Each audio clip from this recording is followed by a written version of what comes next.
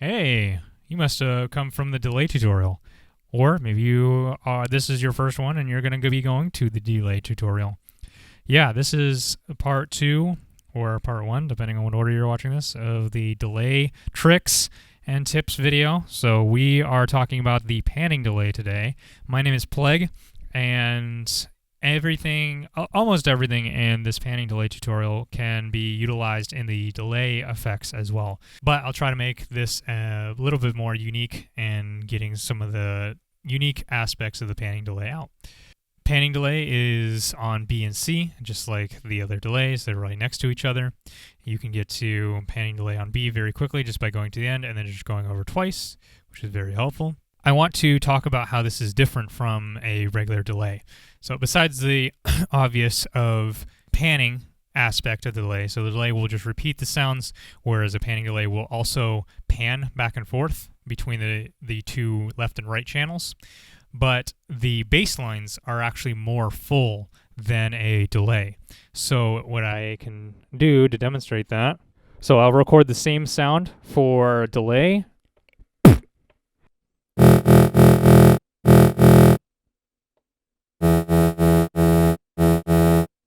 Same input, two very different feeling bass lines. The parameters are the same as the delay, the time, the feedback, and the E level. With the time, it's just how many times between each repeat, and it's in both milliseconds as well as regular note units. Feedback is the amount of times the signal is fed back into itself, just like the other delay. This also extends the amount of repeats as well, and a feedback of 100 will make the sound go on forever. And the E level controls the volume of the effect, and this is controlled by the knob. So far, pretty much everything's the same, but let's talk about how we can make bass lines with this as well. Same exact thing, have our feedback at 100, our E level at whatever volume we want to have it on, and the time of whatever note we want to have. As you heard, it was a little bit more thicker than a regular bass, so if that's what you are looking for, panning delay might be the way to go. Definitely check out the delay tutorial to learn more about how to make the bass, why it makes the bass, how it even works, and all that. But let's talk about a specific trick you can do that sounds really, really nice on a panning delay. So you can create really, really cool harmonies with this if you play with the times as well. The best notes to use are numbers that go into themselves. So whatever your lowest note is, numbers that number goes into is really, really well. So for example, like an 8 and a 16, or a 7 and 14. I'll give you a couple of examples here. It's not always the case, but it seems to be numbers that work really well together pretty consistently. But let's show off some other harmonies that we can do.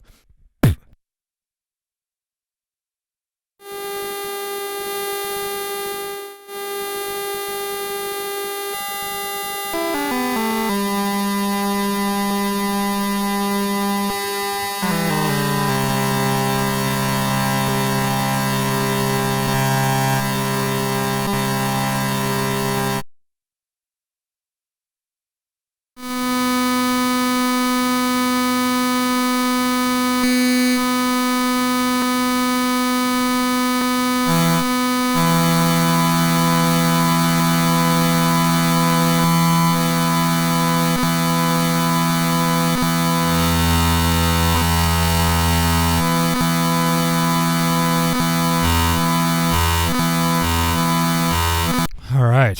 Holy crap, that was loud. Definitely going to have to adjust that volume in post. So have some fun. That's a technique I came up with when I was first playing around with the panning delay and the delay. And I have a few different ideas with it that I'll be talking about in a future video.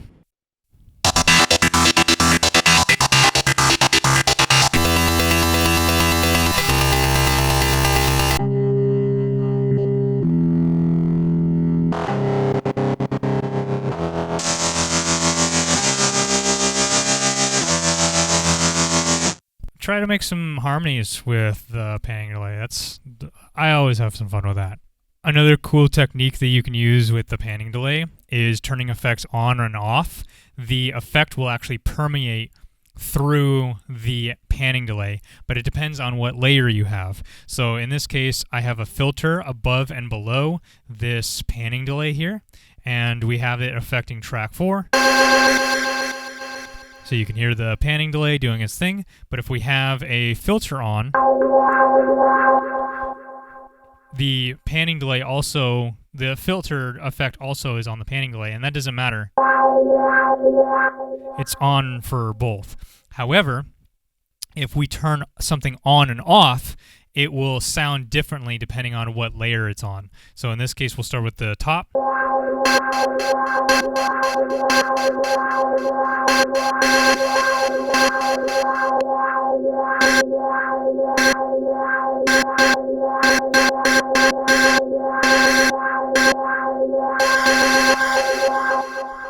So you can hear that the actual panning part is affected by where the actual effect is layered on.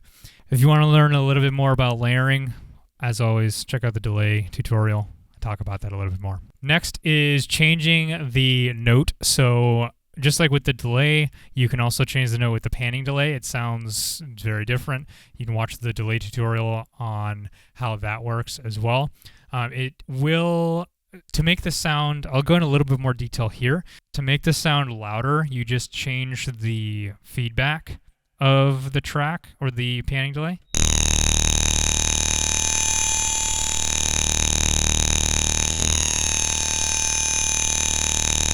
You can change between the panning delay and the delay as well, which is really cool. So if you wanted to quickly change between a certain time, like two different times, you can just swap between the panning delay and the delay. I'll show you an example of that.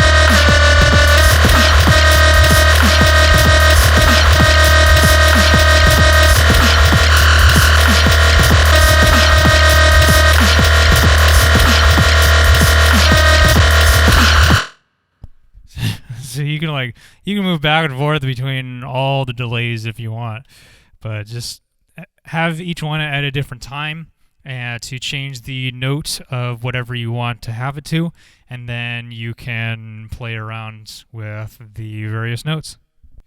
And that's it.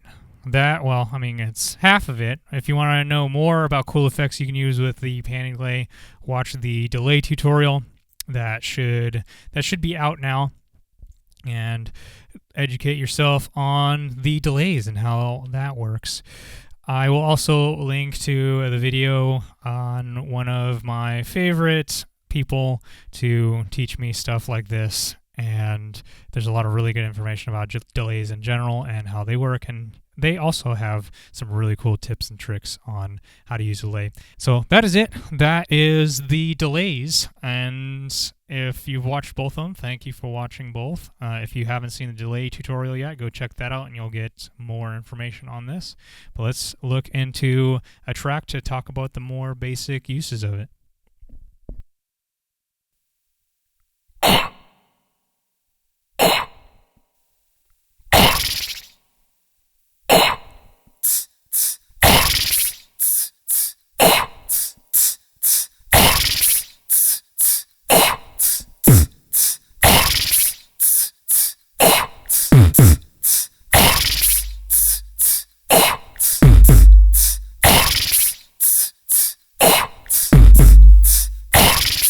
So I was wondering, I wonder what it'd be like to have an MK2. I'm like, wait, I'm a beatboxer, I'm a magician. Why can't I just magically wave my hand over this thing and turn it into an MK2? So that's what I did.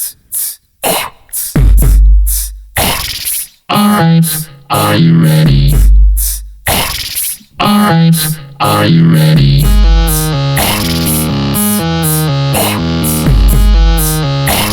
can do whatever I want now.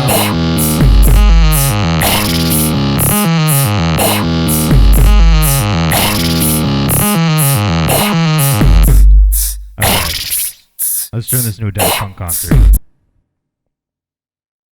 This is better.